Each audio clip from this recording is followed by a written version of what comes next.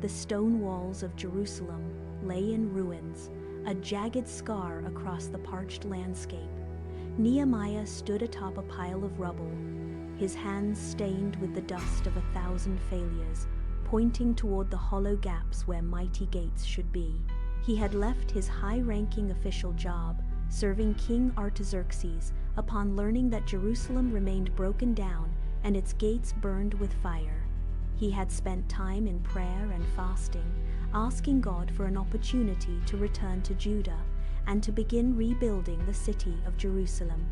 And so one day, the king noticed his fallen countenance, and upon inquiring, Nehemiah made known his sadness of heart because of Jerusalem, and asked to be granted leave to go and rebuild it.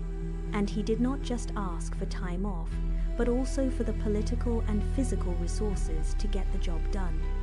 And because the hand of God was upon Nehemiah, the king granted his requests.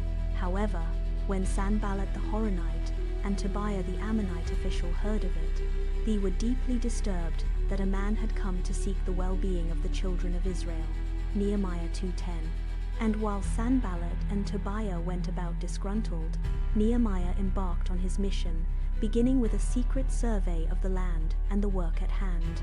Later on, he disclosed the plans to the city officials, saying, "You see the distress that we are in, how Jerusalem lies waste and its gates are burned with fire.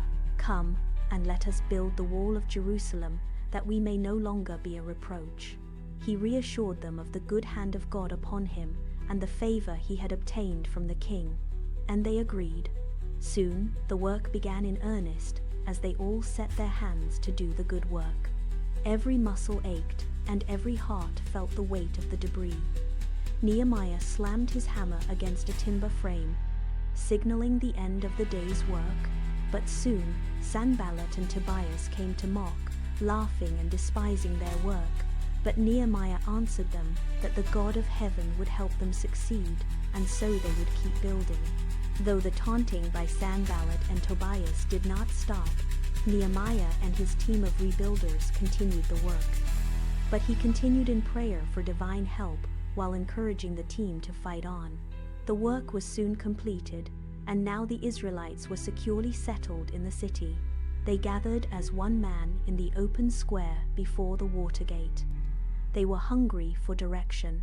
They realized that while Nehemiah had successfully restored their political and physical boundaries, they had completely lost their spiritual compass. The people did not retreat to their homes. Instead, they crowded around the wooden platform they had made and requested Ezra the priest to read the law of the Lord to them. Ezra unrolled the scroll, his voice steady and resonant as he began to read the law. As the ancient words filled the air, a profound silence fell over the massive crowd. Men bowed their heads in shame. Women clutched their shawls tightly against the evening chill. The weight of their past failures hung heavy in the cooling air, a mirror held up to their souls. Tears began to carve tracks through the dirt on their cheeks. Ezra did not stop. He explained the meaning of the text, bridging the gap between their lost history and their current painful reality. However, their story had changed. With help of God through Nehemiah and Ezra, they were no desolate. They were a people remembered. Nehemiah stepped forward, gesturing to the people to dry their eyes. "Do not mourn," he commanded, his voice breaking through the weeping. He told them to go home, prepare a grand feast, and share their portions with those who had nothing to eat. He declared that the day was holy and that sorrow had no place in the presence of the Lord. "For the joy of the Lord is your strength," he said in Nehemiah 8:10. The next morning, the scene was utterly transformed. The people returned to the walls, but the rhythm of their lives had changed. They began to sing. The sound of stone cutting was now replaced by rhythmic chants and shouts of praise that echoed off the hills. The labor had changed, and their spirits were reborn. Families set up tents decorated with vibrant branches of olive and palm, turning the formerly dusty construction site into a festival of thanksgiving. They shared bread, wine, and roasted meat in the open air, the smell of wood smoke and celebration filling the streets. The joy was not a quiet sentiment. It was a loud, communal eruption. Children ran between the finished towers, weaving through their family members, who were now laughing as they bustled about the streets. Laughter replaced the grunts of effort. Every stone placed was a testament to their resilience. The city, once a graveyard of memories, was now a playground of hope. They had built more than a wall. They had rebuilt their future.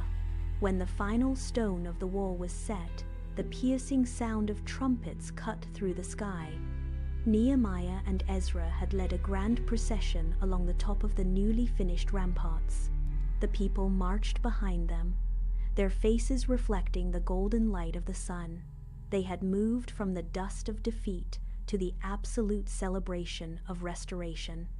The joy was anchored in the finished walls and the open scroll that brought the much-needed restoration, a tangible sign that their labor had brought them back to their home. Jerusalem was whole again, and so were they. Thank you for watching. We trust that you have been greatly blessed. Have a blessed time, and see you next time.